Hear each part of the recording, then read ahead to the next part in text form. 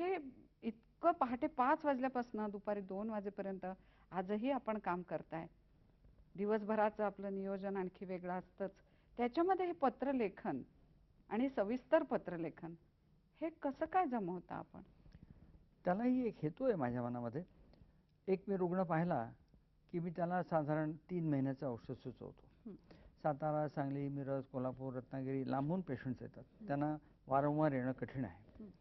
3 महिने हा मोठा वेळ आहे. 3 महिन्यात माणसाच्या प्रकृतीत बदल होऊ शकतो. आजची प्रकृती पाहून मी औषधं सुचवली आहेत, पण त्या प्रकृतीत बदल झाला तर कदाचित त्या औषधाची मात्रा म्हणजे त्यांचे डोसेस हे बदलावे लागतील, काही वाढवावे लागतील, काही कमी करावे लागतील, काही एखादं नवीन औषध घालावं लागेल, एखादं औषध थांबवावं लागेल. हा सल्ला मी त्या रुग्णाला पत्राने सहज देऊ शकतो. एकदा मी एक रुग्ण पाहिला की त्याचं सगळं चित्रण माझ्या मनात स्पष्ट झालं. त्याला काय संभाव्य होणं शक्य आहे हे मी जाणू शकतो, त्याला काय लागेल हेही मी जाणू शकतो. तेव्हा त्याचं पत्र आलं की मी त्याला माझ्या स्वतःच्या अक्षरात लिहितो, कारण माझं अक्षर सुवाच्य आहे. ते लक्की त्यांना वाचता येईल अशी मला खात्री आहे. आणि त्या दृष्टिकोनातून माझं पत्र त्यांना जातं. आणि मला आलेलं कोणाचंही पत्र माझ्या टेबलावर 24 तास राहत नाही. एखाद्या दिवशी जर मला काम जास्त असलं आणि लिहिता आलं नाही तर मी पहाटे उठून ती पत्र लिहिलेली आहेत आणि अजूनही लिहितो. पण ती त्या दिवशी जातातच. आणि ती माझ्या दृष्टीने फार महत्त्वाचं आहे. रुग्णाला पाहणं जेवढं महत्त्वाचं आहे, त्याच्याशी बोलणं जेवढं महत्त्वाचं आहे, तेवढा त्याच्याशी सतत पत्राने संपर्क ठेवणं मी महत्त्वाचं मानतो. आपल्यावरची रुग्णांची लिहिलेली काही पत्र वर्तमानपत्रामध्ये वाचायला मिळतात. त्यामध्ये आपल्या या पत्रासंबंधी फार मोठं समाधान व्यक्त झालेलं असतं. त्यातही आपली खास शैली आहे. मराठीत तर आपण लिहिताच, पण खास हिरव्या शाईमध्ये, सुवाच्य अक्षरामध्ये. म्हणजे मला वाटतं कित्येक हजारो आपल्या रुग्णांनी आपली ही पत्र जपून ठेवली असतील. आणि मला असं वाटतं की रुग्णाच्या दृष्टीनं तोही एक फार मोठा आधार असतो. तेव्हा त्याचंही वेगळेपण हे नोंदवलं पाहिजे, त्याला काही पर्याय नाही. आणखी एक वेगळं काम आपण गेली कित्येक वर्ष करताय की 64-65 सालापासून समाजाचं वैद्यकीय जागरण करावं असं एक व्रतच आपण घेतल्यासारखं झालेलं आहे. अनेक गोष्टींचं अज्ञान असतं, आजही आहे.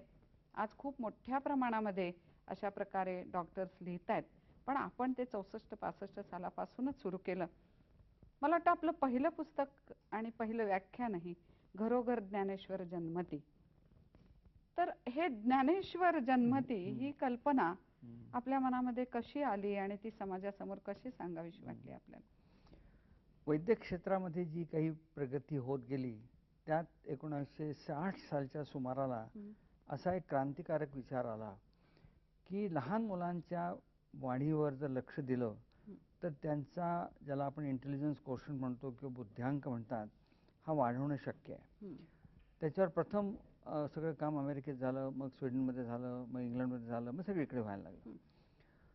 पण तेव्हा असं माझ्या लक्षात आलं की हे ज्ञान आपल्या समाजात पोहोचणं फार जरुरीचं आहे. कारण संबंध जगाचा इतिहासच असं दाखवतो की जो समाज दुसऱ्या समाजापेक्षा बुद्धीने वरचढ होता तोच टिकला, तो जिंकला, त्याची संस्कृती मागे राहिली.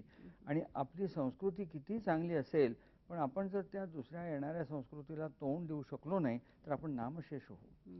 त्या भीतीने मी हे आधी व्याख्यान दिलं की वसंत व्याख्यानमालेमध्ये हे व्याख्यान मी दिलं की आपल्या मुलांची बुद्धी आपण वाढवू शकतो.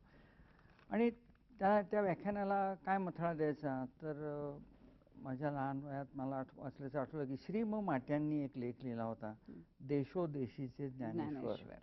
जिथे जिथे कोणी कोणी अगदी लहान वयामध्ये अलौकिक काही प्रतिभा दाखवली त्यांच्यावरचा तो लेख होता. तिथून तो शब्द मी उचलला, ती वाङ्मय चौर्य म्हटलं तरी चालेल की देशोदेशीच्या ज्ञानेश्वरांसारखेच तुमच्या घरोघरी तुम्ही ज्ञानेश्वर निर्माण करू शकता. आणि म्हणून घरोघरी ज्ञानेश्वर जन्मति. आणि त्यामध्ये मेंदूचा विकास कसा होतो, आपण कसा करू शकतो. आणि मेंदू ही एक माणसाच्या शरीरातली अजब गोष्ट अशी आहे की त्याची सगळी वाढ वयाच्या 3.5 वर्षापर्यंत पुरी होते. तेव्हा जे प्रयत्न करायचे ते लहान वयातच केले पाहिजे, पुढे करून उपयोग नाही. मेंदूची वाढ 3.5 वर्षापर्यंत पुरी होते आणि बुद्धिमत्तेची जवळजवळ 80% वाढ वयाच्या 6 वर्षापर्यंतच पुरी होते. तेव्हा त्यानंतर फक्त त्या बुद्धिमत्तेला चालना कशी द्यायची एवढंच बाकी राहतं. तर हे सगळं त्या पुस्तकामध्ये मी सांगितलं. सुदैवाने भाषा सोपी होती, लोकांना समजलं अतिशय लोकांना आवडलं. त्यांनी दाद फार चांगली दिली. त्याच्या 8-9 प्रतिने आवृत्त्या निघाल्या आणि त्याही आजही त्याला पुष्कळ लोकांच्याकडनं मागणी आहे. अशी त्या घरोघरी ज्ञानेश्वरीची कथा आहे. या छोट्या ज्ञानेश्वराच्या कथेवरनं मला आठवलं की आपले वडील आणि आपले आजोबा दोघेही संस्कृत पंडित होते. ह्यामुळे आपल्याला काय लाभ झाला, कारण एकीकडे वैद्यकीय शिक्षण आणि दुसरीकडे अतिशय उत्तम असा संस्कृतचा अभ्यास.